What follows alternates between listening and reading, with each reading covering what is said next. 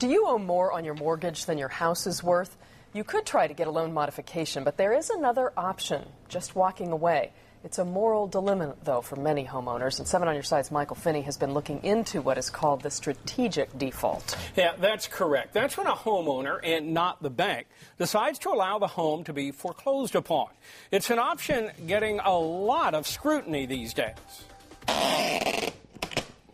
Peter Safronoff is packing up and moving on. Emotionally, I am very sad about the place this whole situation has put me.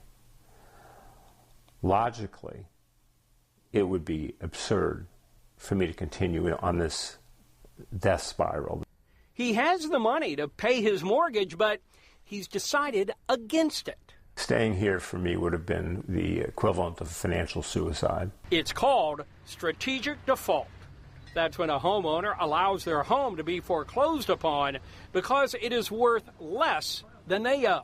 There's comfort in numbers. Attorney Chad Rules has a website that has a strategic default calculator. It also offers help for those who decide to walk away from their mortgage. I believe that there's less of a stigma on these homeowners that are walking away from their properties, even with people that are strategically defaulting. Maybe less of a stigma, but a stigma nonetheless. A lot of people, when they hear people talk about strategic default or walking away, it makes them really uncomfortable. They get uneasy.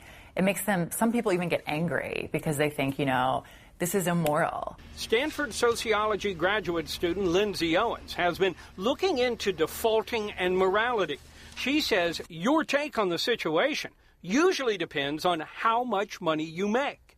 The wealthy tend to see it as simply a business deal.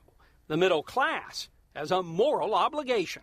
We're basically letting the middle class, sort of take one for the team and hold up the economy by paying their mortgage, while the wealthy are, headed to a new house and saving up money for the future.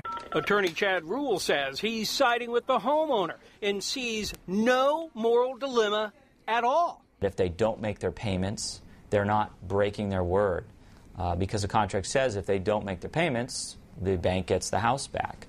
And the bank does. The contract is enforced. Still, your credit will take a hit, and the mortgage holder could hound you for the money it lost. Let's just say that your loan is for $500,000, but your house is only worth $400,000. So what happens to that $100,000 difference? That's what you should be worried about.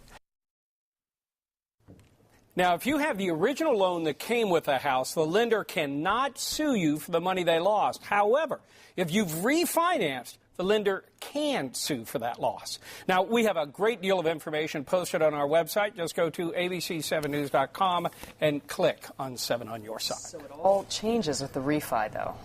Everything changes. That's the big difference. That's good to know. A lot of people don't realize that, I'm sure. All right, thanks, Michael.